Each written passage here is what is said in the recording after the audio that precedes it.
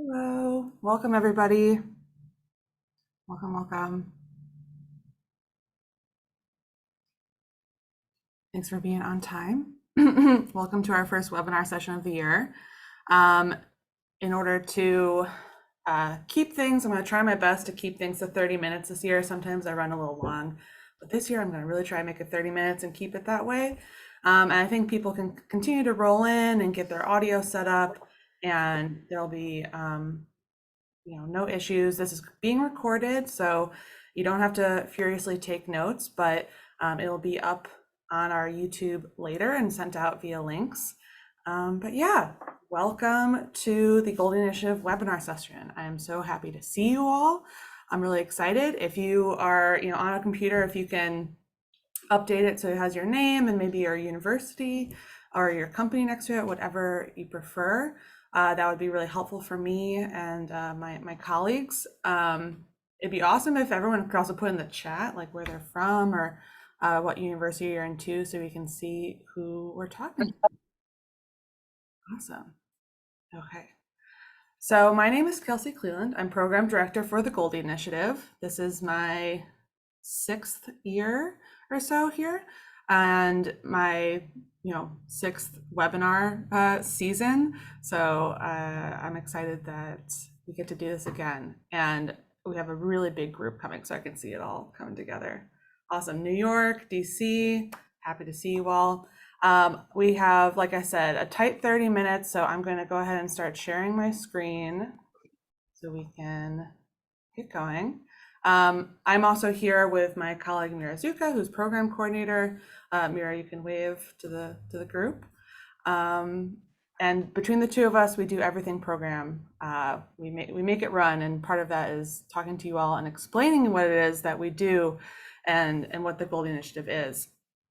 And the thing that I'll start off by saying is that I describe it as a really robust program. It's so much more than just a scholarship, and we'll get into all the ways that that's true today. So our agenda, we're going to talk mission, we're going to talk a little bit about the history of who we are, what this is, as well as what the benefits are, your program eligibility, who can join, what it's like to apply, what the interview process is, and so on. So the mission of the Goldie Initiative is to prepare women for senior leadership roles in all sectors of commercial real estate. And we do this by providing scholarship support for graduate study, specifically mentorship and networking and leadership opportunities for women with high potential who are committed to becoming leaders in the real estate industry. So everything we do comes back to this mission.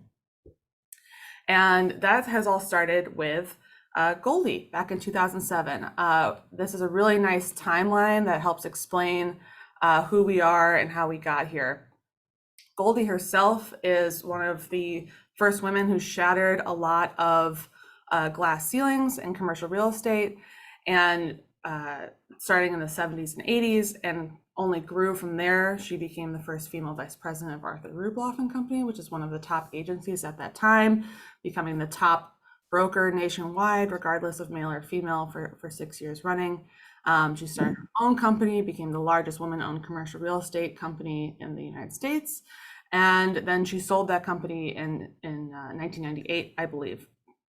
And after she sold her company, she wanted to give back. And I always describe it that Goldie wanted to make a nonprofit that reflected her three things that she cares about, which is the commercial real estate industry. It began to her. She wanted to give back to it. She wanted to support women, and she wanted them to get to the C-suite. So that was her original vision, and that's what started the Goldie Initiative, and is what we still practice today. So we started in 2007.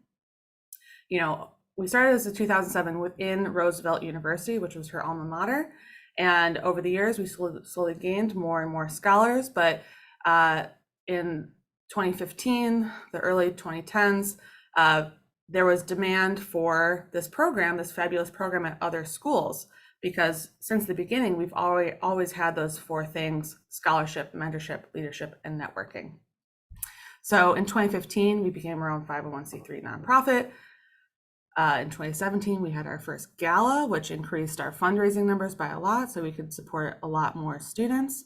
And in 2023 now, we have 30 scholars at currently 18 different universities and are continuing to grow. So that is just a quick snapshot of who we are and how we got here today. I think another pivotal point in our past, our recent past, has been COVID and going virtual, right?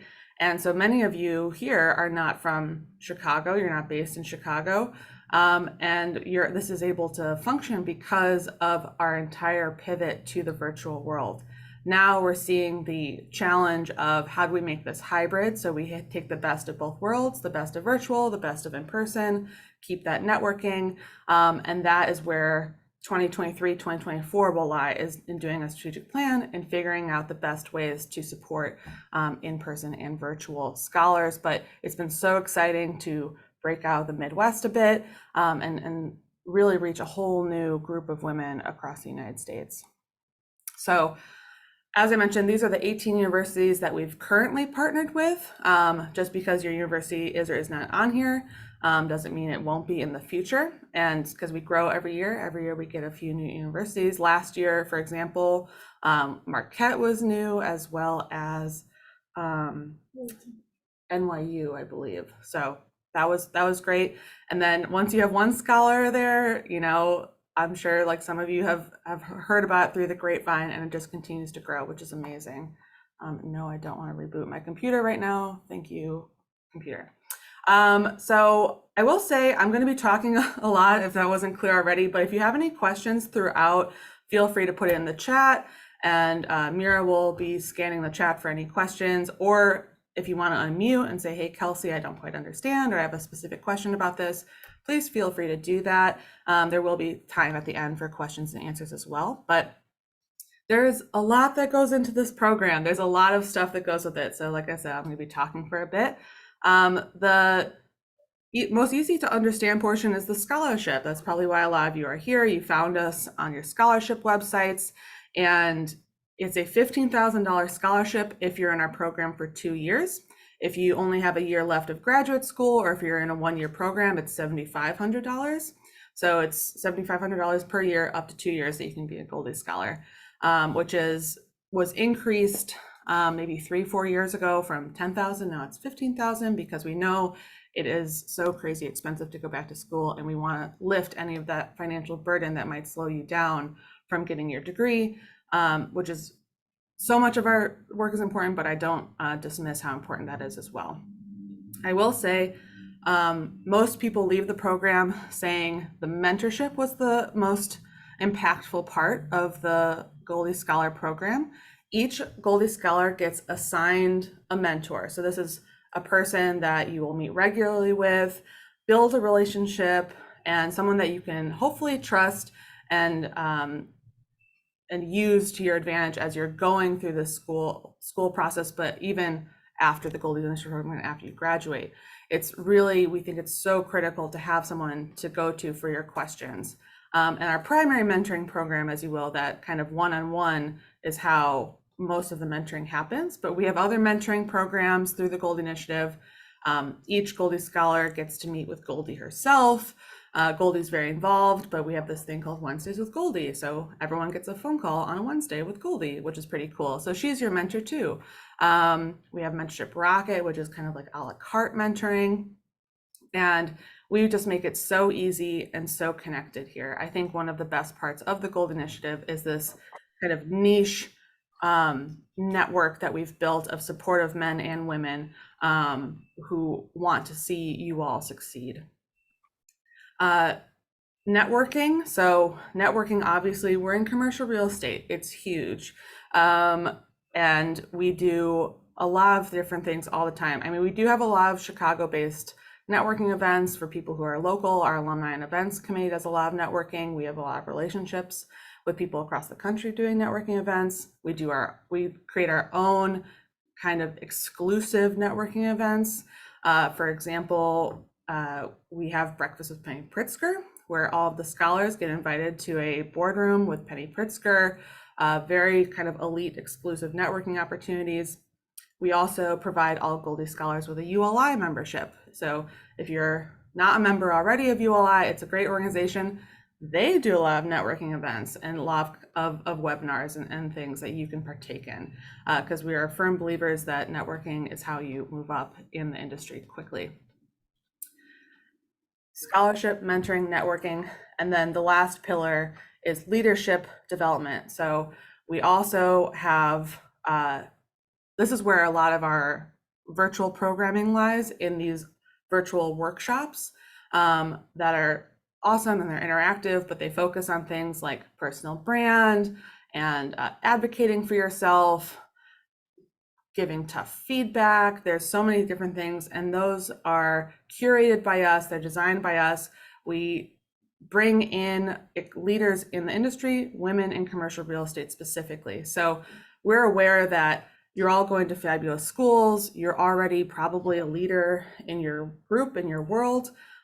We don't want to be super repetitive, but what your university probably isn't going to be able to provide is the women in commercial real estate perspective, right? It's very specific. So we have that in spades. So we bring that in to help with our leadership development. It's a really nice way to round out the whole Goldie Scholar experience. I have a couple other bullets on here, such as cohort building. I think while there's mentoring, you'll get your own mentor. There'll be so many people who want to mentor you and help you out.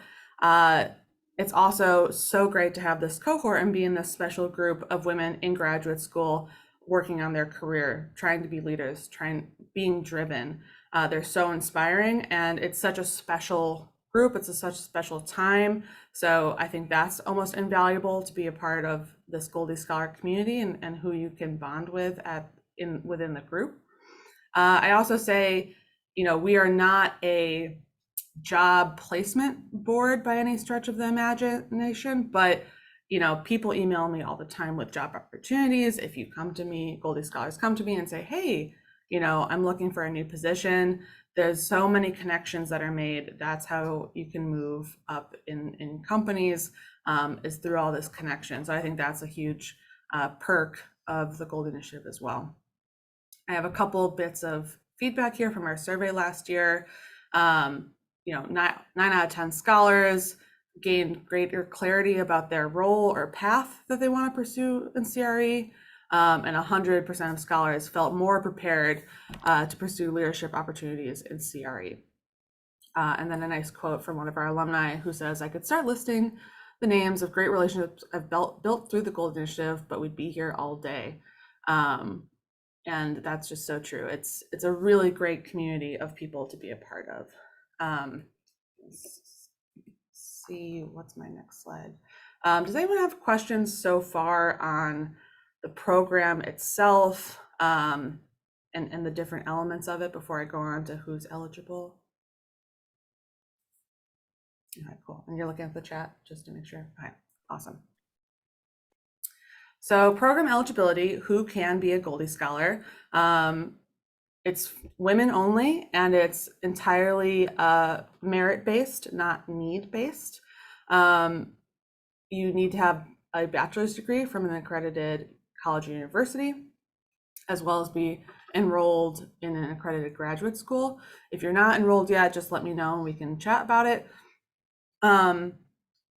We have, as I mentioned before, hybrid programming right now, which allows for out-of-state participation.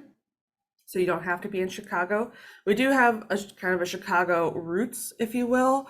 And this year I'm very excited because we're going into a strategic plan, which for nonprofits, is kind of making the 5-year plan of how are we going next? And the main topic is going to be, how do we support women at a national scale? How do we make a better program for women who are out of state? I want to be transparent about that, because I think our program's great now. And I think it 100% is a fabulous experience, even if you're not in Chicago, but we want to be better. So that's going to be the next few years of our programming and figuring out how that looks. The next bullet on here is 3 years of experience in commercial real estate. This used to be like a mandatory thing, and now it's just recommended. And I do think it's good to have that experience, but we loosened it to just recommended because we've had great applicants who do, like a combo undergrad to graduate program, and they might not have a ton of work experience, but if you have, multiple internships, if you're head of your real estate club, if you volunteer, there's so many different ways to be a leader in commercial real estate and to tell your story in a way that says, I am committed to this industry, that would abridge that. But I do want to just emphasize, if you take anything away from this webinar today, it's that we are focused in commercial real estate, and we take scholars who are focused in commercial real estate. That is the real breaking point a lot of the times is, everyone is smart, talented, great, but that's just where the Goldie Initiative's focus is in commercial real estate. Now, there are lots of different ways to be in commercial real estate, and we take women from many different backgrounds. Do you want to do the poll now? I'm sorry, I totally forgot. There was also one question from Melanie. For mentees based outside of Chicago, what about finding them a mentor within their respective area? That's a good question. So we try our absolute best to, and if you didn't hear, the question is like, if you're not in Chicago, where would your mentor be? We try our absolute best to find mentors who are located where you're located, because it is nice to at least have the option to meet your mentor in person, right? Because there is a lot of virtual mentoring now, which is great. It's really helpful, but we try to, and I think I've been completely successful so far. If you're in New York, we try to find you a New York mentor. If you're in Washington, DC, we try to find a DC mentor. I will say I have a couple scholars who are they're at Cornell in, upstate New York. I don't have mentors in upstate New York, Ithaca, New York, right? So there's sometimes where it's has to be a little bit flexible, but I think we try our best. And even in Chicago, if you're familiar with Chicago, there's like downtown, the city, there's the neighborhoods, and then there's the suburbs. And for a long time, we were just at Roosevelt, right? So it was just Chicago-based people. And even still, like, it was hard to, like, if you're in the suburbs versus if you're in downtown, that's like half a day of travel to go around. But I very much respect that it's nice to meet in person. So there's a poll up right now about what your master's program is. Unsurprisingly, most of you are MBA, Masters of Real Estate. That is what I would say 50 to 75% of our scholars are. But we have, and we have that too. We have JDs, Masters of Urban Planning, Civil Engineering. There's like construction management programs out there, architecture programs, sustainability programs. And I say this because there's so many different programs that we support, and therefore so many different scholars. All of these things go into commercial real estate. So if you can sell your connection to these things, you're in commercial real estate. You don't have to be, into brokerage or leasing or development specifically to be in real estate. All right, cool. And then we have 50% of our people here are from the East Coast. Very cool, which makes sense because we started in Chicago, obviously, and then, share results. We went to University of Wisconsin, we went to Ann Arbor, went to U of I, and then we had Cornell, and then that was our first foothold in New York, and then Columbia, NYU, Georgetown in DC. Georgetown has this incredible online program, so we have Georgetown students from across the country.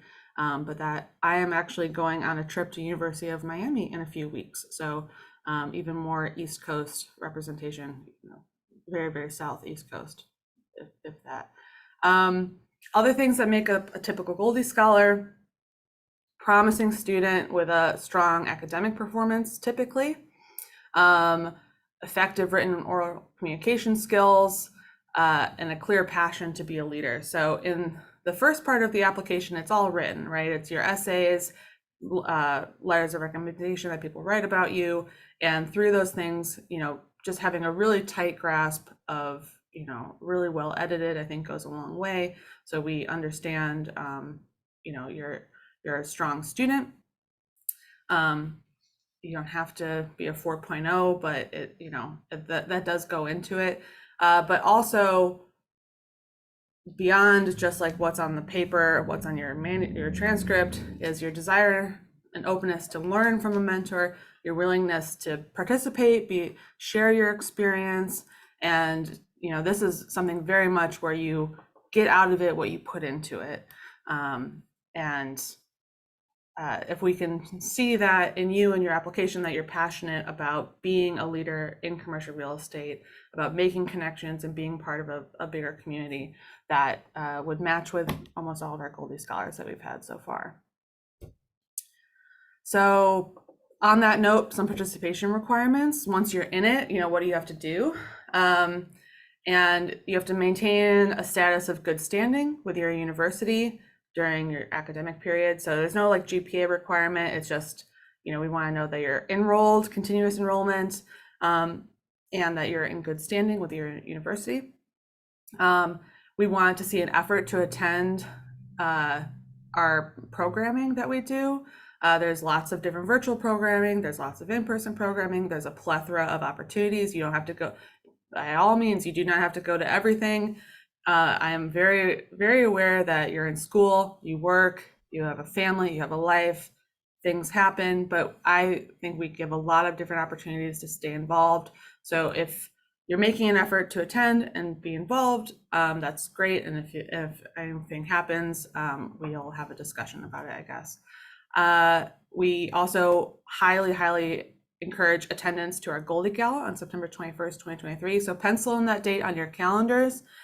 This year is exciting because we have a new line item in our budget for travel for you all. So if you are accepted as a Goldie Scholar, travel expenses such as flights, we're working out the details, I will say, but we want to alleviate the financial burden of, if you're not from Chicago, getting to Chicago because you are essentially the honorees, the celebration of what we do at the Goldie Initiative, and it's important for everyone to be there. So I'm excited that we have some money set aside for travel expenses to the Goldie Gala. And yeah, also just in general, obviously a commitment to participate and communicate with your mentor.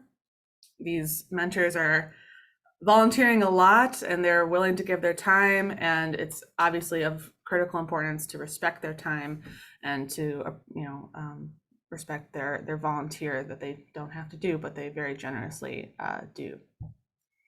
Okay, so now we're going to get into the application. Mira, do you want to chat application? Of course. I'm gonna mute you. Better? Okay, perfect. So, and if you hadn't had a chance to look yet, our scholarship application form went live April 1st to June 4th. I just put a link in the chat. That is the application form. It is a little bit extensive, so I just wanted to make sure to give you a little run through about what that form includes, just so everybody has the best application that they can submit.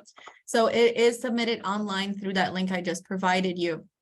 Some aspects of the application that are required is 3 letters of recommendation. That can include mentors, professors. We highly, highly recommend that one of them is from a current or previous employer. However, case by case, if you don't, you can still submit just 3 letters of recommendation from professors or mentors. There's going to be 2 essays that you will have to submit. The essay question is, what are your professional goals in commercial real estate? And then if selected, how will you benefit from participating in the Goldie Initiative programming? This is a chance to really kind of share your career goals, trajectory, kind of just all the ambition that you have. Please share it. It is a chance for your interviewers to see that. A current and updated resume, official transcript for your undergraduate education. You can also submit an unofficial transcript of your master's education. Also included within the form, there will be sections for you to fill out any associations, honors, awards that you have. This also may be included in your resume, but we highly recommend you to also resubmit those within the forms. So that is your association to any memberships or clubs, volunteers, schools. Awards and distinctions can be either professionally through your company, community, volunteer organizations, and then academic honors and distinctions and awards. The funny thing for our applicants, sometimes they are relatively recently graduated from their bachelor's programs, and some have been in the industry 10 years. So it might seem like a long time ago. If you can remember Dean's List sophomore year, anything that you have been awarded or you have received distinction for, please put it in your application.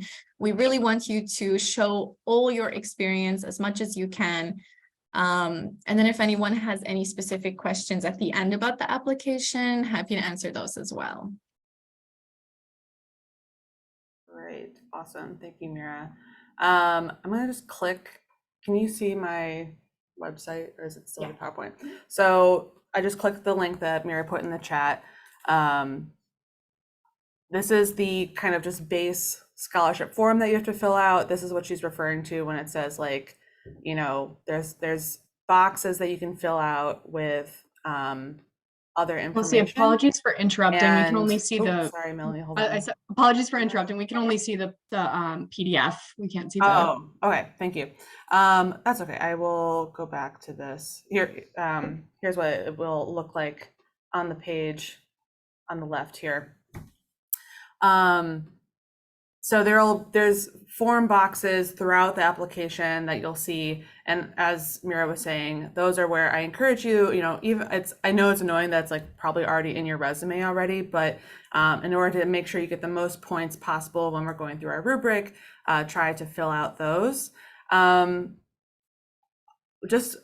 know this is probably some people's questions that they have here when it comes to applications specifically, and I know we're running close on time. So again, from your current employer, for the letter of rec is recommended, especially if you can get your manager. But I'm aware that if you start a new job and it's week 1, you might not feel super comfortable asking your manager for a letter of rec. Totally fine. Previous managers would be great.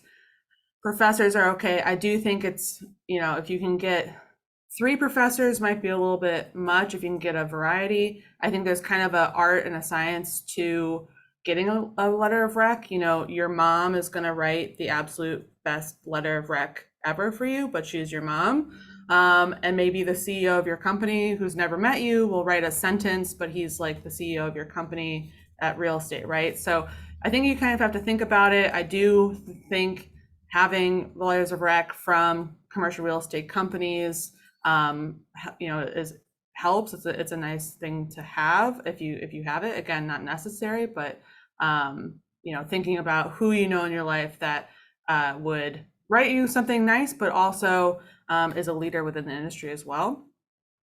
And yeah, the essay questions, I think you can answer directly, but also take it as an opportunity to tell your story if you can, and you know, answer the question 100%, but also if there's anything else you want to include that would give us a little bit of color. This is the only real time that you'll be able to add in your story in a meaningful way before the interview process. So in order to get selected for the interview process, I would really take a look at your essay questions. And I would also recommend, if you haven't already, the letters of rec are what will take the longest, because you're asking other people for stuff. So if you haven't already, I would start asking around for that, just so you're not worried about the time frame, because you have to hit the submit button on the form on 11:59 on June 4th, which is a Sunday, in order to be considered. You don't, if you can attach your letters of rec and your transcripts in the form itself, there's lots of places that you can do that.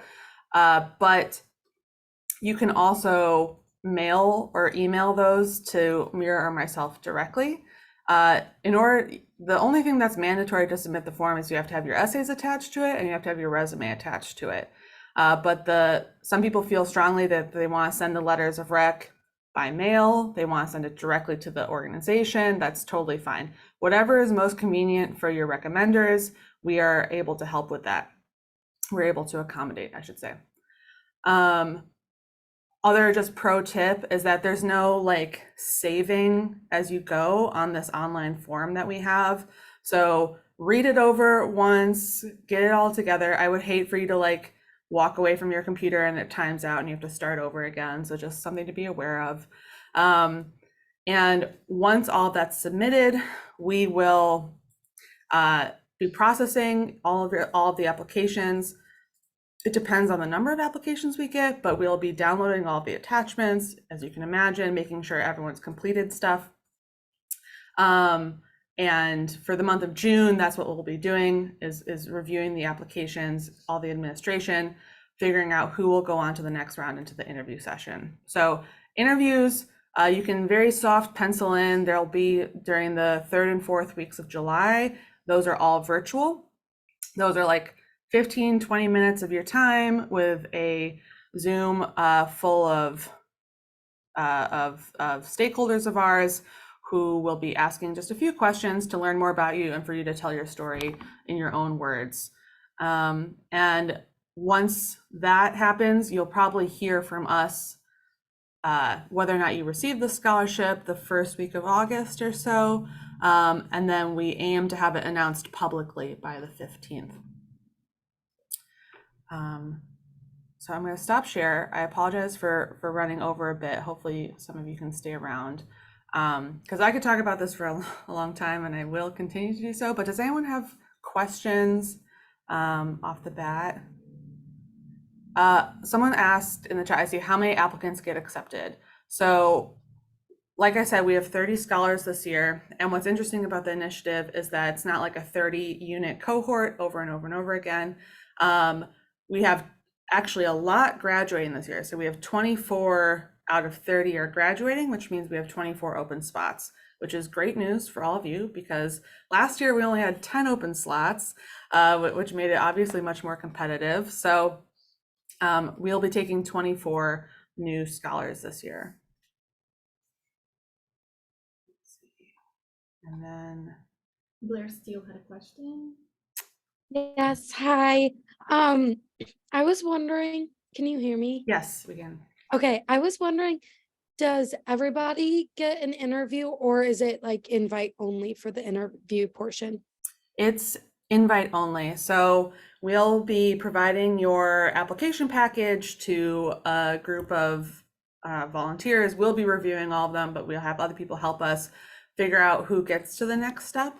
I'm hoping to have 40 interview spots this year because we have so many open slots. So, but if we have 50, 60 applications or so, then, 10, 20, 30 might not make it to the interview section. And like I said, I think, it really goes to commercial real estate, your passion for commercial real estate, explaining and articulating your story, sharing your goals and all that stuff will most likely get you to the interview phase as well. Bernadette, do you want to unmute? Hi, Kelsey. I just have a quick question about the interviews. Mm-hmm. So will it be virtual or is there in-person option? It's all virtual. And last year, and I think we'll do it again this year, we'll have some Saturday options, maybe a couple evening options. If you get to the interview phase and you say, I just started a new job, I work 9 to 5, I can't take a minute off, let us know. We can try to accommodate stuff like that, but it's all virtual now. So Okay. It's one of these things where we'll do a Zoom like this. Mira will be there with a waiting room set up. And then you'll be put into a room with a few people to ask you a few questions about your background and who you are. So Cool, thank you. Mhm.